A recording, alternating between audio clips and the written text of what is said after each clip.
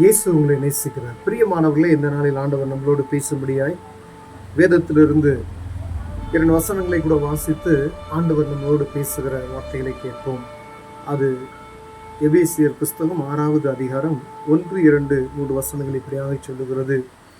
பிள்ளைகளே, உங்கள் பெற்றோருக்கு கர்த்தருக்குள் கீழ்ப்படியுங்கள், இது நியாயம். உனக்கு நன்மை உண்டாவதற்கும் பூமியிலே உன் வாழ்நாள் நீடித்திருப்பதற்கும் உன் தகப்பனையும் உன் தாயையும் கனம்பண்ணுவாயாக என்பதே வாக்குத்தத்தம் உள்ள முதலாம் கற்பனையாய் இருக்கிறது. கற்பனையில ஒரு முதலான கற்பனை, உன் தாயையும் உன் தகப்பனையும் கனம் பண்ணுவாயாக என்பதே வாக்குத்தத்தமுள்ள முதலாம் கற்பனையாய் இருக்கிறது என்று சொல்லப்படுகிறது.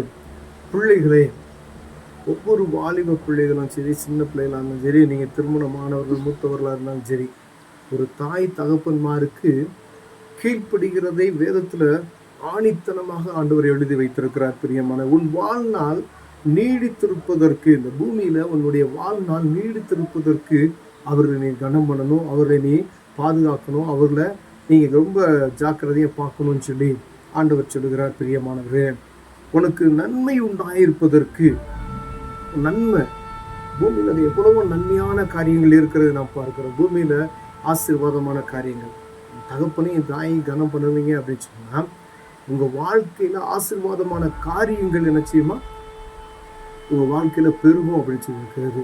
அநேக இடங்களில் நம்ம பார்க்க முடிகிறது. பிள்ளைகள் தகப்பனுக்கு தாய்க்கு கீழ்ப்படியாதபடிக்கு இருக்கிறதை பார்க்க முடிகிறது. பிரியமானவர்களே, அப்படிப்பட்டதான பிள்ளைகளில் விசேஷமாக நீங்கள் பார்த்து கொண்டு இருப்பீர்கள். ஆனால் உங்கள் பிள்ளைகளை ஒருவேளை அப்பா அம்மாவுக்கு கீழ்ப்படியாமல் ஒருவேளை சொல்லுவாங்க, இப்போ ஃபோன் நோண்டாதீங்க அப்படின்னு சொல்லுவாங்க, இந்த காரியத்தை செய்யாதீங்க அப்படின்னு சொல்லுவாங்க. அவங்க எதுக்காண்டி அப்படி சொல்லுவாங்க அப்படின்னா, உங்களுக்கு நன்மை உண்டாகும்படியே. அவங்க சொல்லுகிறது எல்லா காரியமும் எதுக்காண்டி சொல்லுவாங்க அப்படின்னா, நீங்கள் தவறான வழியில் போய்விடக்கூடாது அப்படின்ற ஒரே ஒரு காரியத்துக்கு மாத்திரம்தான் உங்களை கண்டித்துக்கிட்டே இருப்பாங்க. உங்களை எப்பயுமே என்ன செய்வாங்க, உங்களை ஏதாவது சொல்லிக்கிட்டே இருக்காங்க, அவங்க பார்த்தா முணுமுணுத்துக்கிட்டே இருக்காங்களே அப்படின்னு உங்களுக்கு தோணும்.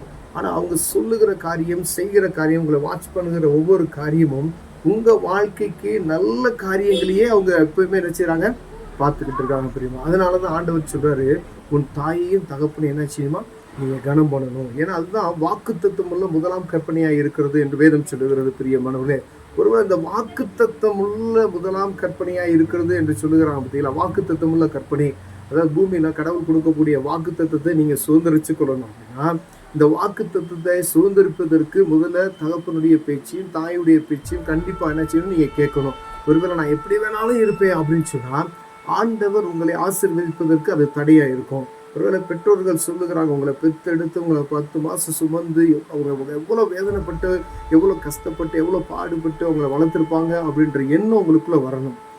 அந்த எண்ணம் உங்களுக்குள்ள இல்லாதபடிக்கு நான் வளர்ந்துட்டேன், நான் படிச்சுட்டேன் அப்படின்ற ஒரு காரியம் உங்களுக்குள்ள மேட்டிமையான ஒரு காரியம் இருக்குமே, ஆனால் அந்த இடத்துல ஆண்டவருடைய ஆசீர்வாதம் இருக்கிறதுக்கான வாய்ப்பே கிடையாது. பாருங்களேன், உங்கள் படிப்பை உங்களை ஒருவேளை மேன்மைப்படுத்த முடியாது, உங்கள் அழகு உங்களை மேன்மைப்படுத்த முடியாது, உங்கள் அந்தஸ்து உங்களை மேன்மைப்படுத்த, உங்கள் செல்வம் உங்களை மேன்மைப்படுத்த முடியாது.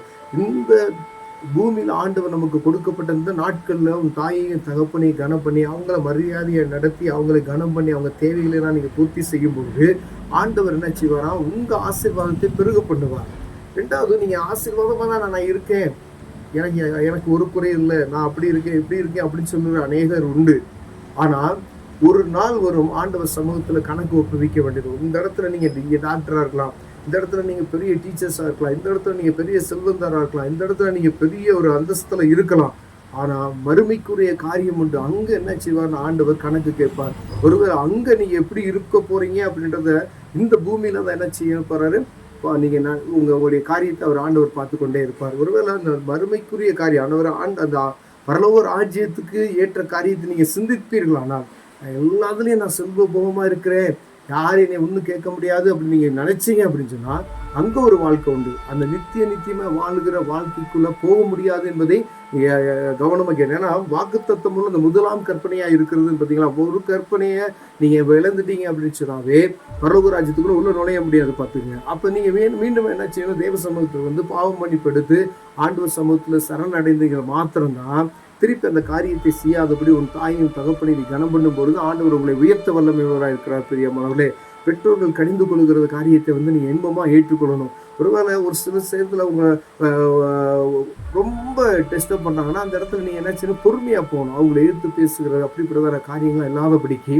சிந்திச்சு பாருங்க, எதுக்காண்டி அவங்க சொல்றாங்க அப்படின்னு சொல்லி நீங்க ஒருவேளை சிந்திச்சு பார்ப்பீர்களானால் ஆண்டவர் உங்களோடு இடைப்படுவார். அதற்கு பின்பதான் இருக்கக்கூடிய ஆபத்துக்களை என்ன செய்வீங்க, உணர்ந்து கொள்வீங்க. பிரியமானவர்களே, ஒவ்வொரு பேரண்ட்ஸும் தன் பிள்ளைகள் எப்படி வேணாலும் போகணும் அப்படின்னு நினைக்க மாட்டாங்க. எல்லாம் உயர்ந்து போகணும்னு தான் சொல்லி நினைப்பாங்களே ஒழிய என் பிள்ளை எப்படி வேணாலும் தறிகட்டு போகணும்னு சொல்லி எந்த பேரண்ட்ஸும் நினைக்க மாட்டாங்க.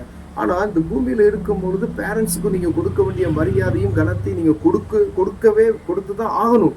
இது கர்த்தருடைய கற்பனை. ஆண்டவர் வேதத்துல சொல்லப்பட்டுள்ள ஒரு 10 கற்பனைகள்ல ஒரு கற்பனையா இருக்கிறது.